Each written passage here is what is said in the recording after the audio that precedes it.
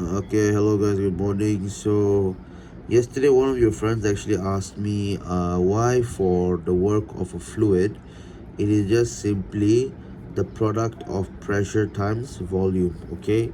Whereas generally, the work for any object moving is usually typically force times distance, right? For example, let's say you have a box and we're pushing it along the surface, right? So we apply a force to it, okay, and it travels a specific distance, okay. So maybe the answer is 1, and after you move the box, then it's here, right? Okay, so that's 2, okay. So the work done to move the box from position 1 to position 2 is just simply force times distance, okay. It's very straightforward. But for the work of a fluid, let's say maybe we have water, or like a, how do you call it, water dispenser, okay. And let me just draw it quite nicely. And here, of course, is where the water is coming out, right? Here's where the water is coming out, and this is the water, for example. Okay, so basically it depends on the pressure of the fluid itself, the hydrostatic pressure, which we know is just rho gh, right? Rho g is basically, rho is the density, okay. So rho, we know rho is density, okay.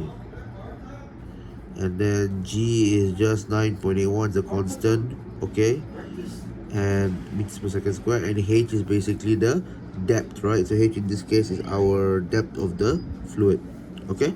So how is it pressure times volume? Well, volume basically is the volume of the fluid itself, okay. So here's the thing. So it's basically, we know that pressure is just rho gh times v, okay. And the thing is, rho, by the way, yeah, rho is basically mass over volume, okay. So just m over v, okay. So if you want to get mass, right, so mass is just clearly rho times volume, okay. Mass is basically rho times volume. So from this equation, it is just simply rho v gh, which in other words, rho v becomes mass, right? So it become mgh. Okay, so you see, mg now, what does it mean? This is basically a force, right? And this force is your weight, okay. Because remember, the weight of any object is just simply the mass times gravity, right? It's just simply mass times gravitational constant, right? Which is just 9.81 for the case that we're living in Earth, right? Our body mass times this one, okay. And our body mass will stay the same, obviously, whichever planet we go through, but g will not stay the same because g will depend on gravitational pull, okay. So g will depend on gravitational pull, okay.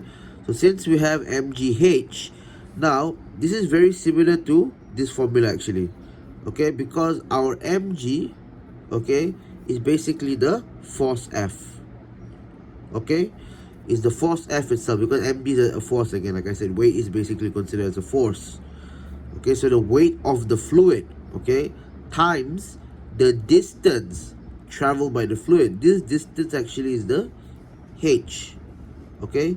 The distance traveled by the fluid, let's say from this point to the end of the dispenser, is h, okay. So as you see, the weight of all that fluid going from this point to this point is equivalent to the work done of the fluid actually, right? Because here you see, the original definition of work is just the product of force and distance, and for a fluid is just mgh, the general idea basically, okay.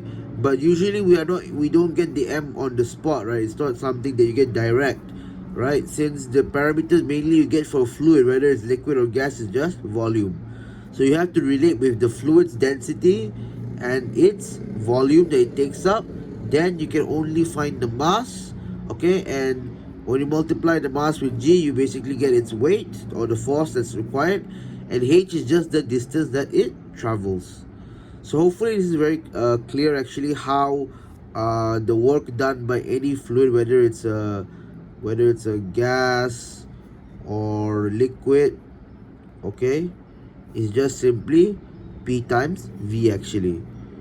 We basically refer to the general formula, which is just force times distance. So yeah, hopefully this helps.